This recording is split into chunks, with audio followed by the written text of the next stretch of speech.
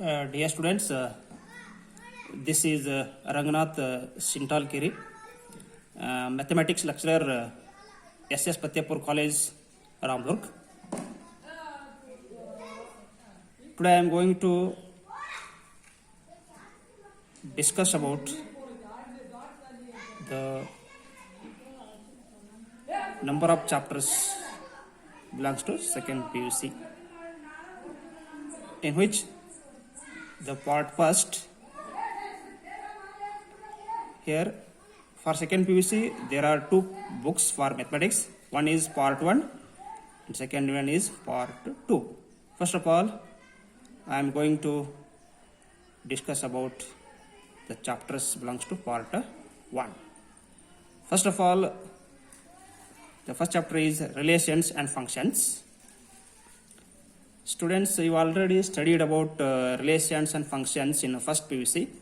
There is definitions and some examples of relations. What is relation and the examples related to the relations, and also definition of the function and some examples. Okay, there are introduction about the relations and functions. Here types of relations, types of functions, composition of functions and invertible functions, and binary operations. Here this is the relation functions is the continued part of the first PUC. Here you are going to study about the types of relations. Types of relations means here empty relation, universal relation, reflexive relation, symmetric relation, transitive relation, and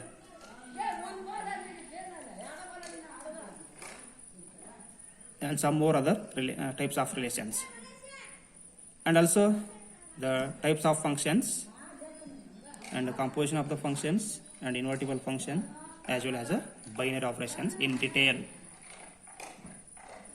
And similarly, another topic is unit 2, that is inverse trigonometric functions. It is nothing but inverse. Inverse means what you studied in first PUC. There is you studied in first PUC trigonometric functions, but here we will study about the inverse trigonometric functions. Inverse. Here you study about their studies, introduction, basic concept, properties of inverse trigonometric functions. What you studied in first PUC about trigonometric functions like compound angles, allied angles, multiple angles, submultiple angles. By using all these properties, we can solve the problems on the inverse trigonometric functions. And similarly, unit 3 is matrices. It is a new concept for you. It is not a continued part of the first PUC. It is a totally new chapter for second PUC. Here we are going to study about matrix, types of matrices, operation of matrices, transpose of matrix, symmetric and skew symmetric matrices, elementary operation of matrix, invertible matrices, etc. And unit 4 is determinants. Determinants is nothing but it is derived from the matrices. It is a continued part of the matrices. Determinants. Introduction, what is determinant, definition of the determinant, properties of determinants, area of triangle. We can find the area of triangle by using a determinant, minors and cofactors, adjoint and inverse of a matrix, applications of determinants and matrices.